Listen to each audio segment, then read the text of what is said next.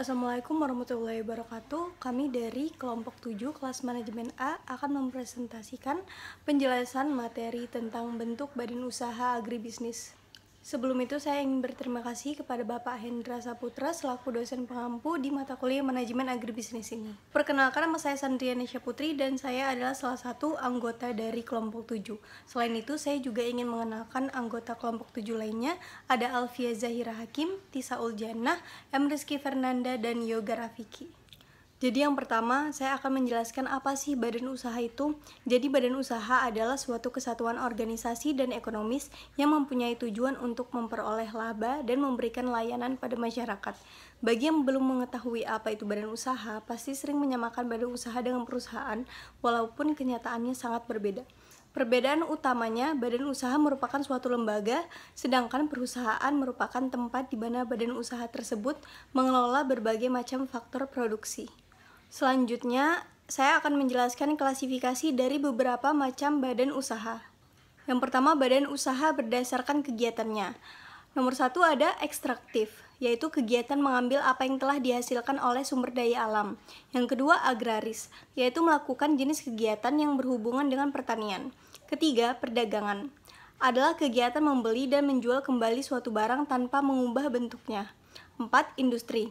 Industri adalah kegiatan mengolah bahan baku dan bahan penolong menjadi barang setengah jadi atau barang siap pakai.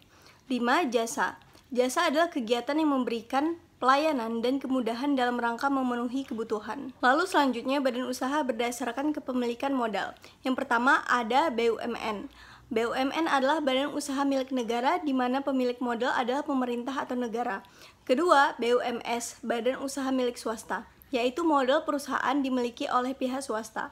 Ketiga, badan usaha milik daerah atau BUMD, yaitu kepemilikan usaha berada di tangan pemerintah daerah. 4, badan usaha campuran, yaitu merupakan usaha yang modalnya dimiliki oleh pemerintah dan swasta. Badan usaha berdasarkan wilayah negara. Yang pertama, penanaman modal dalam negeri, di mana kepemilikan modal perusahaan berada di tangan masyarakat negara sendiri.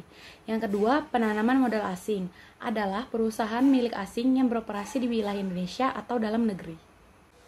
Apa saja sih bentuk badan usaha agribisnis? Yang pertama, ada perusahaan negara umum atau Perum. Perusahaan negara umum atau Perum adalah kegiatan usaha dari Perum ditunjukkan untuk melayani kepentingan umum seperti jasa vital atau public utilities. Seluruh modal Perum dimiliki oleh pemerintah, tetapi tidak menutup kemungkinan kepada pihak swasta untuk menanamkan modalnya pada bidang yang sama. Direksi yang memimpin Perum bertanggung jawab atas segala hubungan hukum dengan pihak lain dan diatur menurut hukum perdata. Contohnya, Perum Pegadaian, Perum Jasa Tirta, Perum Damri, Perum Antara, Perum Pruri, Perum Perumnas, dan Perum Balai Pustaka. Yang kedua ada perusahaan negara jawatan atau Perjan. Perjan adalah bentuk badan usaha milik negara yang seluruh modalnya dimiliki oleh pemerintah. Perjan ini berorientasi pelayanan pada masyarakat. Sekarang sudah tidak ada perusahaan BUMN yang menggunakan model perjan karena besarnya biaya untuk memelihara perjan-perjan tersebut. Perusahaan negara jawatan atau perjan sebagai salah satu bentuk BUMN memiliki modal yang berasal dari negara. Besarnya modal perusahaan negara jawatan ditetapkan melalui APBN. Contoh perusahaan jawatan atau perjan adalah Perjan RS Jantung Harapan Kita, Perjan RS Cipto Mangunkusumo, PJKA atau perusahaan jawatan kereta api yang kini sudah berganti nama menjadi PT KAI Perjan. Yang ketiga, perusahaan daerah. Perusahaan daerah adalah perusahaan yang didirikan dengan dasar peraturan daerah, di mana modal seluruhnya atau sebagian merupakan kekayaan daerah yang dipisahkan, kecuali ditentukan lain dengan undang-undang. Keuntungan yang diperoleh akan digunakan untuk pembangunan daerah. Perusahaan daerah dipimpin oleh anggota direksi yang anggotanya diangkat dan diberhentikan oleh kepala daerah, setelah mendengar pertimbangan dari DPR untuk waktu selama-lamanya 4 tahun. Ciri-ciri perusahaan daerah. Yang pertama, pemerintah memegang hak atas segala kekayaan dan usaha. Yang kedua, pemerintah berkedudukan sebagai pemegang saham dan permodalan perusahaan. Yang ketiga, pemerintah memiliki wewenang dan kekuasaan dalam menetapkan kebijakan perusahaan. Yang terakhir, pengawasan dilakukan alat pelengkap negara yang berwenang. Yang keempat, ada koperasi. Menurut Undang-Undang Nomor 25 Tahun 1992, koperasi adalah badan usaha yang beranggotakan orang-orang atau badan hukum koperasi yang melandaskan kegiatannya pada prinsip koperasi sekaligus sebagai gerakan ekonomi rakyat yang berdasarkan atas asas kekeluargaan. Status badan hukum koperasi diperoleh setelah memperoleh pengesahan dari pemerintah atau menteri koperasi. Modal koperasi terdiri dari modal sendiri, dapat berasal dari simpanan pokok, simpanan wajib, sumbangan sukarela, hibah dan dana cadangan sisa hasil usaha. Modal pinjaman dapat berasal dari anggota, koperasi lainnya atau anggotanya, bank penerbitan obligasi atau surat utang lainnya, dan sumber lain yang sah. Yang kelima, joint venture atau patungan. Joint venture merupakan kerjasama antara beberapa perusahaan yang berasal dari beberapa negara menjadi satu perusahaan untuk mencapai konsentrasi kekuatan-kekuatan ekonomi yang lebih padat. Secara umum, dapat dikatakan bahwa semua bentuk kerjasama antar perusahaan dapat ditampung ke dalam bentuk usaha joint venture. Tanpa memandang besar kecilnya modal, kekuasaan ekonomi maupun masing-masing partner yang bersangkutan. Contohnya, Tempo Interaktif, Jakarta. 7 operator seluler di Asia Pasifik telah menandatangani kesepakatan pembentukan perusahaan joint venture yang dinamakan Bridge Mobile Alliance. Penandatanganan ini dilakukan di Singapura pada tanggal 3 November 2004 lalu, di mana pelopor dari kesepakatan ini adalah Singapura. 6. Trust. Trust adalah merupakan gabungan antara beberapa badan usaha. Trust dibentuk dengan menggabungkan beberapa perusahaan atau merger menjadi satu sehingga menjadi perusahaan yang besar. Seluruh kekayaan lama dipindahkan ke perusahaan yang baru. Trust dapat mengeluarkan saham dan obligasi. Masing-masing anggota dan pengurus trust mempunyai tanggung jawab terbatas, sebatas besarnya modal yang ditanamkan. Trust dipilih oleh para pemegang saham yang orang-orangnya dapat berganti-ganti. Penggabungan trust ini bisa dengan cara 1. Datar atau horizontal, misalnya industri sejenis yang digabungkan menjadi satu industri besar.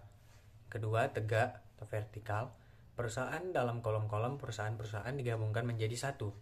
Yang ketiga itu sejajar, misalnya usaha atau perdagangan beberapa jenis barang digabungkan. 7. Holding company. Holding company atau perusahaan induk, yaitu perusahaan yang berbentuk corporation yang menguasai sebagian besar saham dan beberapa perusahaan lain. Dalam hal ini, status perusahaan lain akan menjadi perusahaan anak dan kebijakan perusahaan anak akan ditentukan oleh holding atau induk. Holding company bisa terbentuk karena terjadinya penggabungan secara vertikal maupun horizontal. Perlu diingat bahwa holding company sendiri adalah perusahaan induk yang memiliki saham pada beberapa anak perusahaan. Contoh, Astra International, PT Dharma Inti Utama. 8. Kartel. Kartel adalah bentuk kerjasama perusahaan-perusahaan dengan produksi barang dan jasa sejenis yang didasarkan perjanjian bersama untuk mengurangi persaingan. Isi perjanjian yang dibuat disesuaikan dengan maksud pembentukan kartel. Contoh, kartel minyak, kartel semen. Keunggulan. Kedudukan monopoli dari kartel di pasar menyebabkan kartel mempunyai posisi yang baik di dalam menghadapi kedudukan. Selain itu, resiko penjualan barang-barang yang dihasilkan dan resiko kapital para anggota dapat diminimalkan, karena baik produksi maupun penjualan dapat diatur dan dijamin jumlahnya. Fungsi badan usaha sendiri terbagi 3. Yang pertama, fungsi komersial, fungsi sosial, dan fungsi badan usaha dalam perekonomian. Beberapa contoh usaha agribisnis. Yang pertama itu ada usaha hidroponik. Usaha hidroponik merupakan usaha budidaya tanaman tanpa tanah sebagai medianya. Sebagai gantinya, tanaman akan digantung dengan akar menyentuh atau tenggelam menyentuh air. Agar tetap bergizi dan sehat, tanaman hidroponik akan diberi nutrisi tiap hari. Usaha agribisnis ini sangat cocok dibuka di kota-kota besar yang media tanahnya sedikit. Yang kedua, menjual bibit unggul. Kita tidak harus menjadi petani untuk membuka sebuah agribisnis. Hanya dengan menjual bibit unggul yang diperlukan petani, kita bisa meraup keuntungan besar. Yang ketiga, itu usaha terarium. Terarium itu merupakan seni bercocok tanam tumbuhan hias dalam media terbatas berupa kaca atau plastik transparan.